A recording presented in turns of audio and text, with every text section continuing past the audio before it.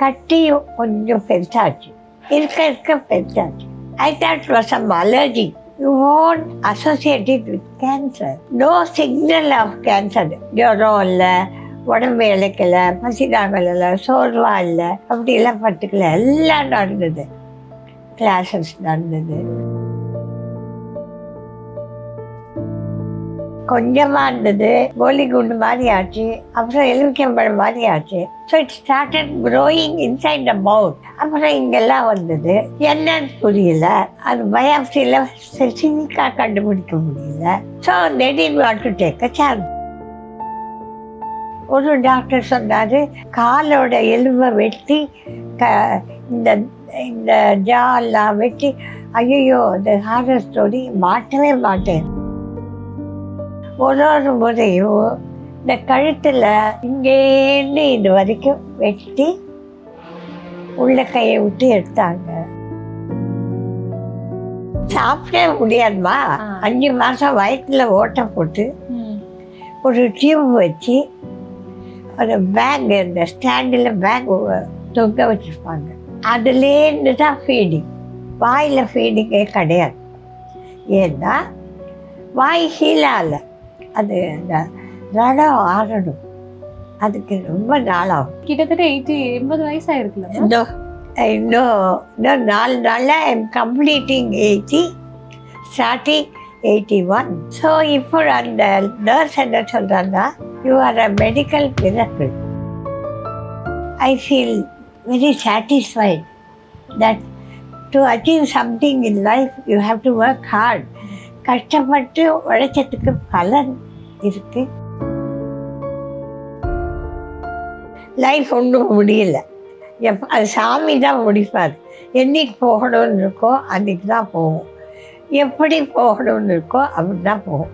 ஒரு பாத்ரூமில் கூட உயிர் போகும், ஆஸ்பத்திரியில் உயிர் போகும். உயிர் போகும் தினம், ஐயோ உயிர் போடும். What nonsense. இப்போ பாருங்க, உங்கள் இன்டர்வியூக்கு அப்புறம் நான் இப்போது மியூசிக் அகாடமி போயின்னு இருக்கேன், பாட்டு கச்சேரி. You should not lose interest in life. You should keep yourself busy. You should keep yourself occupied.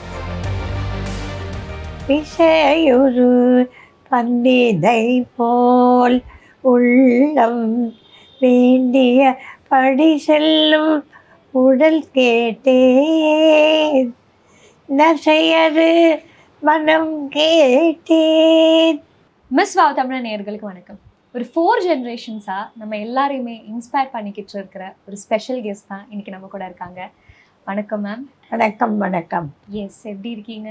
First கிளாஸாக இருக்கேன். கிட்டத்தட்ட 50 வருஷமாக, இப்போ நீங்கள் எனக்கு முன்னாடி பேசிகிட்டு இருந்த மாதிரி 50 வருஷமாக மீடியாவில் தான் இருக்கேன், எனக்கு இதெல்லாம் நல்லாவே தெரியுங்கிற மாதிரி. எப்படி இருக்கு மேம் அந்த ஜேர்னி உங்களுக்கு யோசிச்சு பார்க்கும்போது?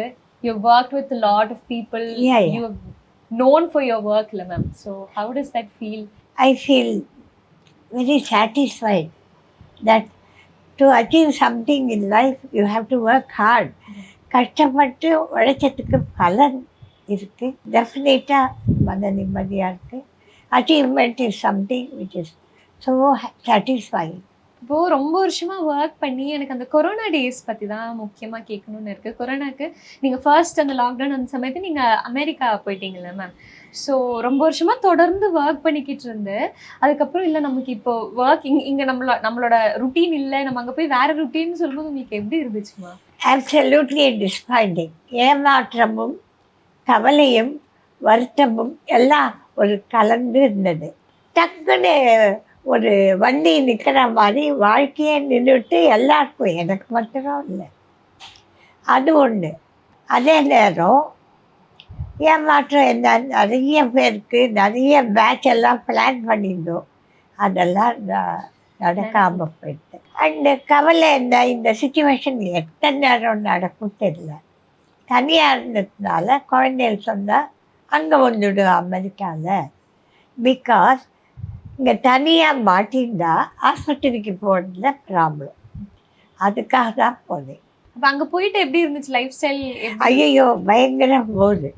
ஏன்னா காத்தால மத்தியானம் சாயங்காலம் ரவுண்ட் த கிளாக் பேட்சாக கற்றுக் கொடுத்து, பத்தனம் பேட்சு குக்கரிங், மத்தியானம் batch bakery, evening batch painting எல்லாம் விட்டுட்டு ஒன்றுமே பண்ணாமல் காலையிலேருந்து சாயங்காலம் வரைக்கும் சும்மா உட்காந்துக்கணும். கஷ்டம், மனவேதனையை தவிர அது ஒரு பெரிய போர். அங்க அப்ப உங்களை ஆக்டிவா வச்சுக்கிறதுக்கு ஏதாச்சும் பண்ணீங்களா?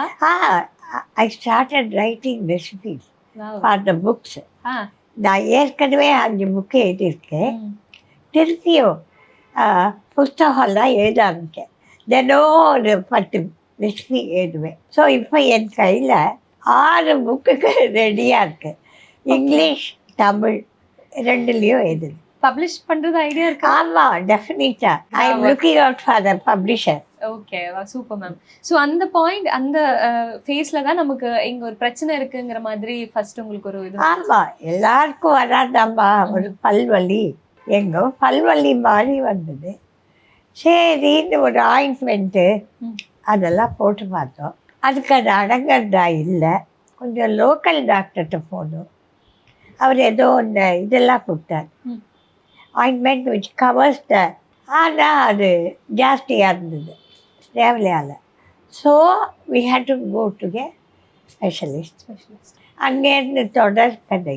பட் அந்த ஃபர்ஸ்ட் ஒரு பெரிய பிரச்சனை இல்லாத மாதிரி தான். வலியே இல்லைம்மா. இல்ல. வலி எரிச்சல் இருந்தது. கொஞ்சம் காரமாக சாப்பிட்டா எரிச்சல், அவ்வளோதான். ஆ.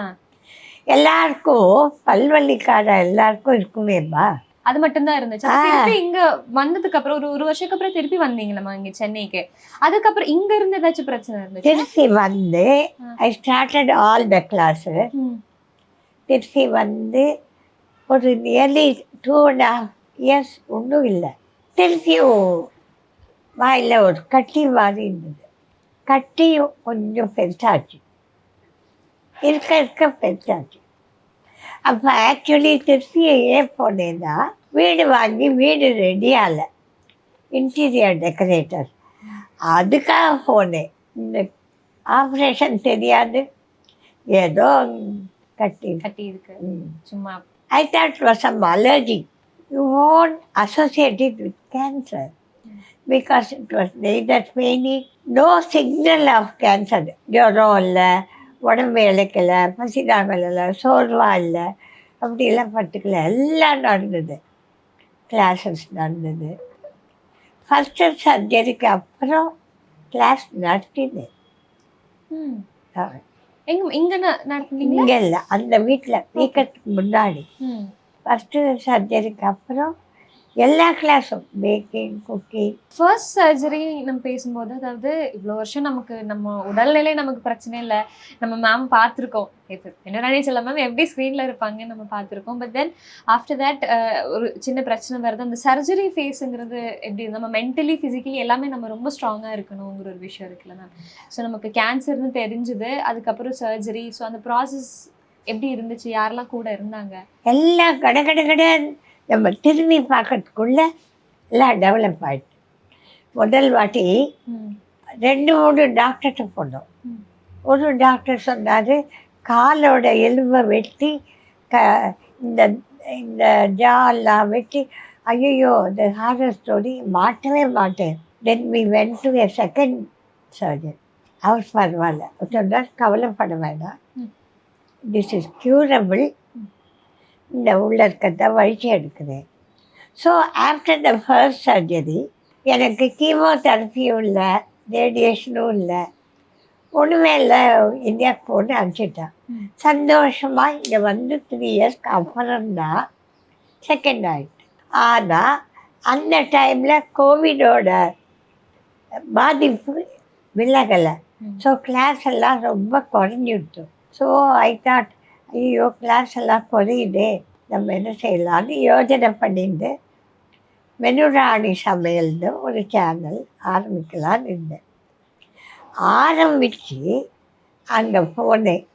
அப்போது வீடை விற்று இந்த வீடை வாங்கின உடனே வீடு ரெடியாகிற வரைக்கும் அமெரிக்கா போகலாம் குழந்தைகளோட. அதுக்கப்புறம் தான் செகண்ட் சர்ஜரி.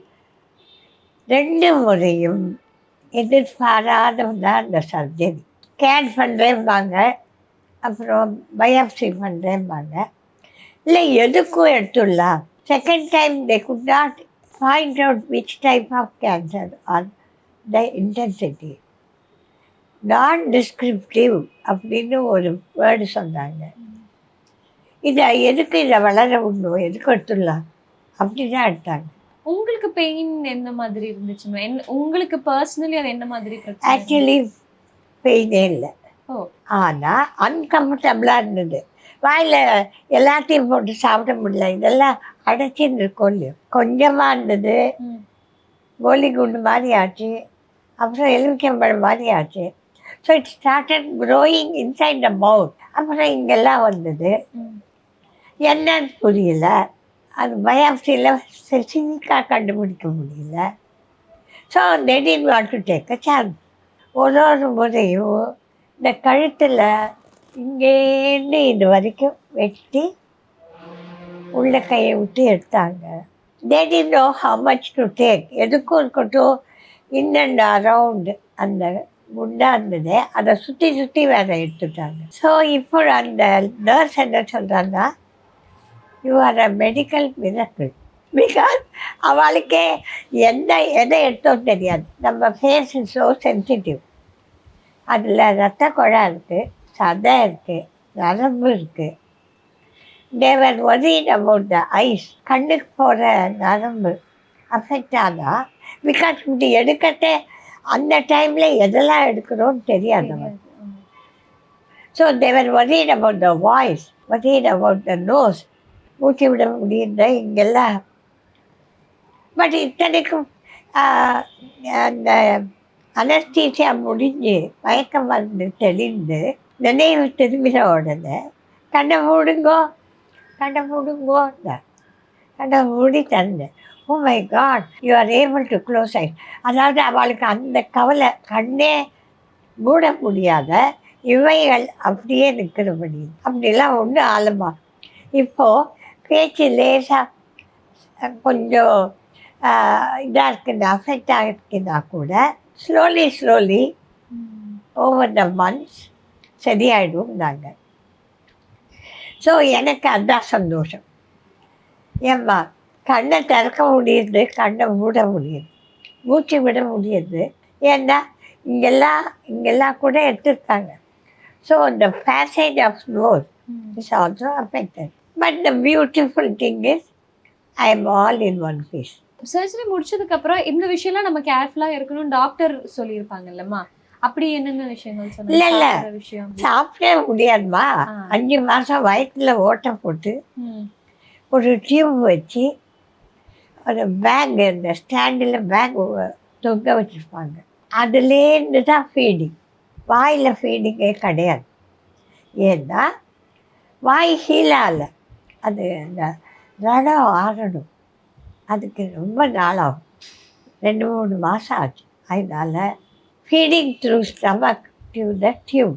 அதே மாதிரி பேசுறதுக்கும் பேச முடியறதுக்கும் கிட்டத்தட்ட 4 மாசம். ஆமாம், பேசவே முடியும். அந்த ஒரு மென்டல் ப்ரிப்பரேஷன் எப்படி இருந்துச்சு? மென்டல் அண்ட் ஃபிசிக்கல் ப்ரிப்பரேஷன் உங்களுக்கு அந்த தைரியம் இருக்கணும். ஆமாம்மா, அது ஆண்டவர் கொடுக்குறாரு. தைரியம் இருக்கத்தான் வேணும். வாழ்க்கையில் நம்ம பேசவே முடியாதுன்னு நினச்சிட்டா பேச முடியாது. நம்மளால் முடியும். அவர் ஸ்பீச் தெரபிஸ்ட் வந்தார். வாட் ஷி டாட் மீ, மா மா வா பா பா பா அதெல்லாம் சொன்னாங்க. இன்றைக்கி நான் உங்கள்கிட்ட பேசின்னு இருக்கேன். இந்த மாதிரி ஒரு சுச்சுவேஷன் வரும் கூட போன வருஷம் ஐ டிடன்ட் திங்க். தண்ணி குடிக்க முடியாது, லிக்விடே சாப்பிட முடியல, சாலிட் எப்படி சாப்பிட முடியும்? லிக்விட் வந்து ஐஸ்கிரீம் ஆச்சு, ஃப்ரூட் பியூரி ஆச்சு. அதுக்கப்புறம் 2 மாதம் கழிச்சு இட்லி ஆச்சு. இப்போ தான் தோசை சப்பாத்தியெல்லாம் சாப்பிட்றேன். ஏன்னா 32 பல்லியும் ஒரே நாளே எடுத்துட்டாங்க. பல் இல்லாத எப்படிமா சமைக்கிறது?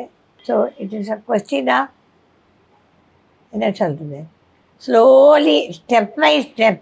4 மாதம் கழித்து when I was able to have 4 பாட்டில் ஃபீடிங்கை 3 ஆக்கினேன். கொஞ்சம் பால் கொஞ்சம் ஃபீடிங், அப்புறம் 2 ஆக்கினேன். Slowly stage by stage they reduced the mouth feeding, the feeding and started mouth feeding. இப்போ ஸ்பீச் தெராப்பி சொன்னீங்கல்ல மேம், ஸ்பீச் தெராப்பி எப்படி இருந்துச்சுமா? எந்த இப்போ ஸ்டேஜ் இருக்கா? இப்போ இப்படி டெஃபினட்டாக இருக்குது, டெஃபினட்டாக. எப்படி first- முதல்லலாம் வாயை மூட முடியாது. அவன் சொல்லுவான், வாய்க்குள்ளே ஒரு பென்சில் வச்சாலே ஒரு ஓட்டை இருக்குது, வாயே மூட முடியாது. வாய் வழியாக வந்துன்னே இருக்கும், எதை போட்டாலும் வழி. சின்ன குழந்தைகளுக்கு வழி தான். அப்புறம் கொள்ள ஒரு நாள் அவளுக்கு உப்புவானா கூட என்னன்னு தெரியாது.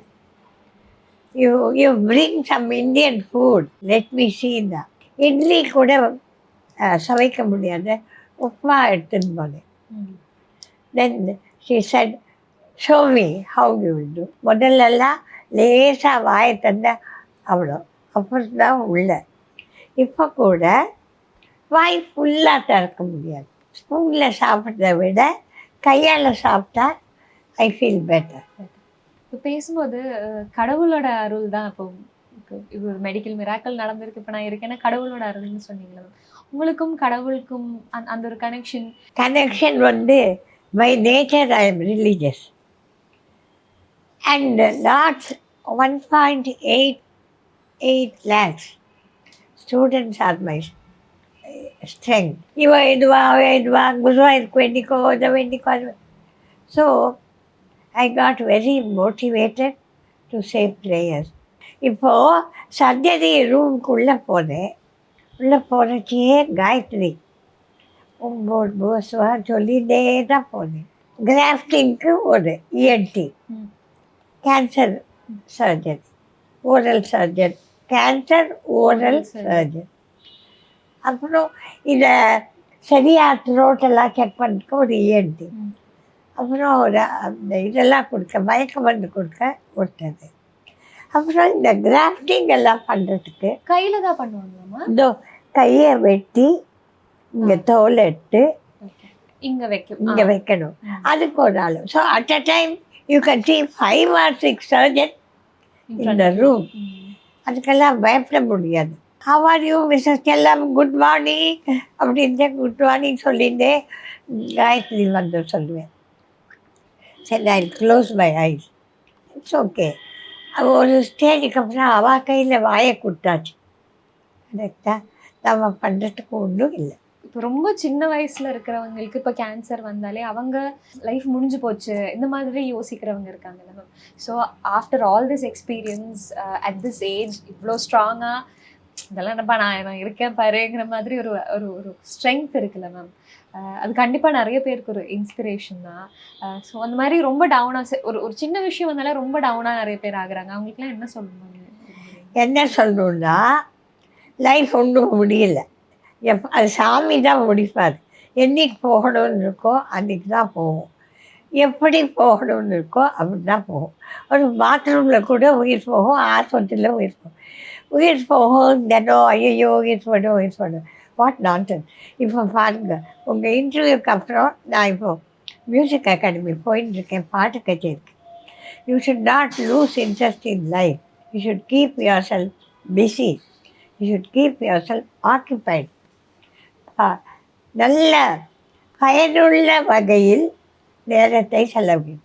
ஆக்குபைட் தான் இருக்கிற தண்டமான சீரியல்லாம் பார்த்துது, அது ஆக்குபேஷன் தான். அது ஆவணியா பொண்டாட்டி சண்டை, மாமியார் மருமக சண்டை, அதை பார்த்தா நெகட்டிவ் தான். பாசிட்டிவாக எதாவது பார்க்கலாம், புக்கு படிக்கலாம், கிரியேட் யுவர் ஓன் ஹாபி. எனக்கு வந்து பெயிண்டிங் ரொம்ப பிடிக்கும். I am an artist. I am teaching art, கற்றுக் கொடுக்குறேன். இன்னமும் கிளாஸ் அடுத்த பேட்ச் ரெடி. சரியா? கற்றுக் கொடுக்குறேன், கற்றுக்கிறேன். அப்புறம் வாக் போகிறேன், ப்ரே பண்ணுறேன். டைமே இல்லை. ஏதோ ஒரு சினிமாவில் சொல்லுவாள், உன்னை நேரம் இல்லையேன்னு பாடுறான்ல, அந்த மாதிரி தான் எனக்கு நேரமே இல்லை. So it is up to us. போகிற உயிர் எப்போ போகணும், நம்ம ஹெல்த்தியாக. இதில் நான் ஹெல்த்தின்னு பெருமைப்பட்டுக்கிறதுக்கு ஒன்றும் இல்லை. கேன்சர் எந்த வயசுலையும் யாருக்கும் எப்போ வேணால் வரலாம். ஐயோ வந்துட்டு போட்டேன் பயப்படவும் வேண்டாம். வராமல் இருக்கிறதுக்கு முக்கியமான சில குறிப்புகளை நம்ம எடுத்துட்டா போதும். போன இன்டர்வியூவில் மல்லிகாமன் நான் பார்த்தேன், நிறைய பயனுள்ள ஹெல்த்தி ரெசிபிஸ் சொன்னாங்க. அந்த மாதிரி பயனுள்ள ஹெல்த்தி ரெசிபி பண்ணணும். அதை தவிர டீயை பழக்கம். இந்த டெஃபினட்டாக smoking has got a direct impact on cancer, liver cancer because of drink. இதெல்லாம் தவிர்க்கலாம். நம்ம கையில் என்ன இருக்கோ அதை தவிர்க்கலாம். நம்மளை மீறி ஒரு வந்தால் அதுக்காக. இப்போது என் பொண்ணு அவங்க வீட்டில் பேக் வராண்டால ஊஞ்சல் இருக்கு. ஊஞ்சலில் ஐ லைக் ஊஞ்சல். ஸோ நாய் வேறு பக்கத்தில் உட்காந்துருக்கு. மத்தியானம் சாப்பாட்டுக்கு வரமாட்டான்.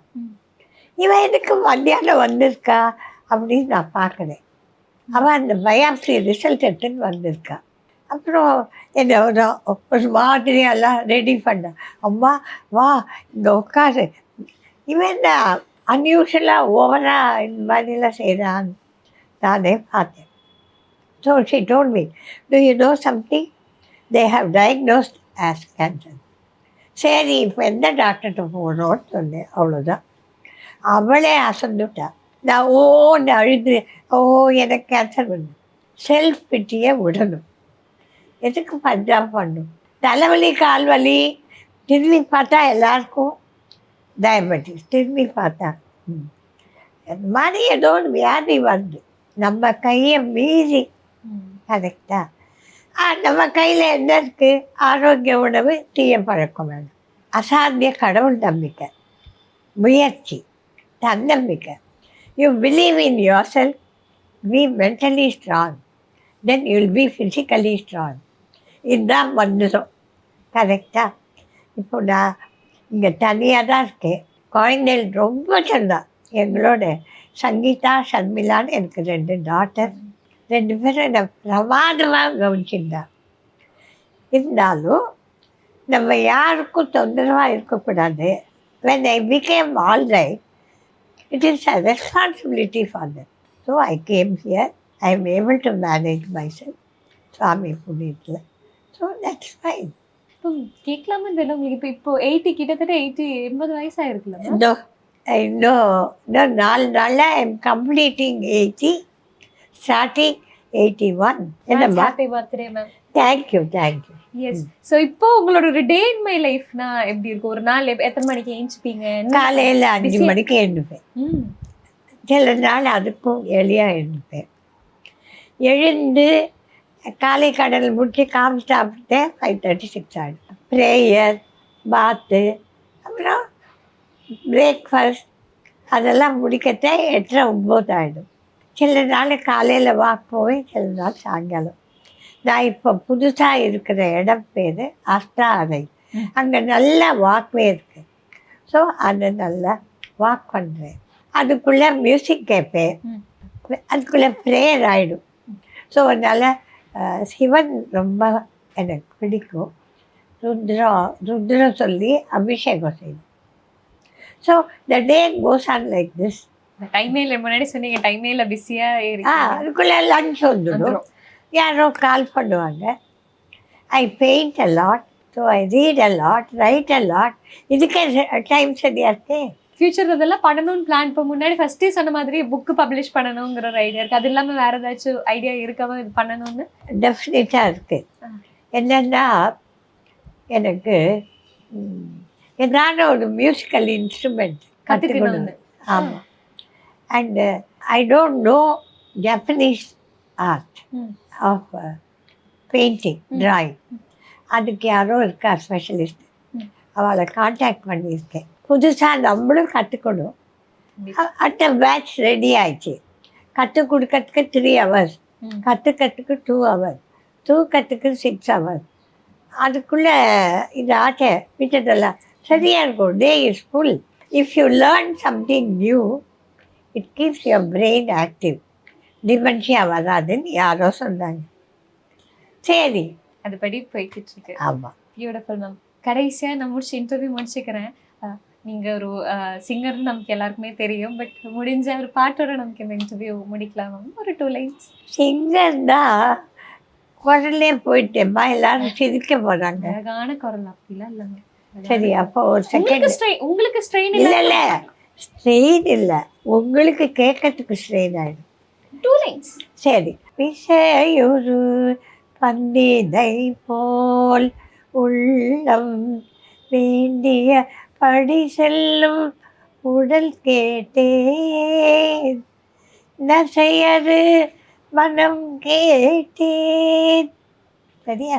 Beautiful ma'am, beautiful. ரொம்ப நன்றி எங்க கூட இவ்வளோ நேரம் சமயம் செலவழிச்சு உங்களோட விஷயங்கள்ல ஷேர். ரொம்ப நன்றி மேம், ரொம்ப நன்றி. என்னை கூப்பிட்டு இன்டர்வியூ பண்ண மிஸ் வாவ் தமிழாக்கு நானும் நன்றி சொல்கிறேன்.